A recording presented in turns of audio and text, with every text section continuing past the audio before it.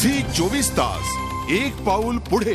विमा क्षेत्रात 49% एफडीआयला केंद्रीय मंत्रिमंडळाची परवानगी मिळण्याची शक्यता आहे। आज कॅबिनेटची महत्त्वाची बैठक होतीये। गेल्या काही दिवसांमध्ये सरकारने आर्थिक सुधारणांचा धडाका लावलाय। आजच्या बैठकीत सरकारचं धोरण आणखी पुढे नेलं जाईल अशी शक्यता आहे। नव्या निवृत्ती वेतन धोरणाला सुद्धा आज मान्यता दिली जाण्याची शक्यता आहे। तसंच 12व्या पंचवार्षिक योजनेच्या मसुद्याला सुद्धा मंजुरी मिळू शकते।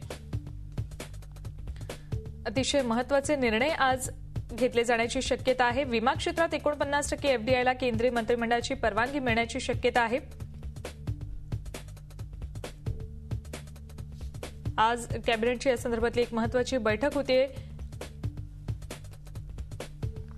मंत्रिमंडळ बैठकीमध्ये कोणकोणते निर्णय होणं अपेक्षित आहे त्यावर आता एक नजर टाकूयात।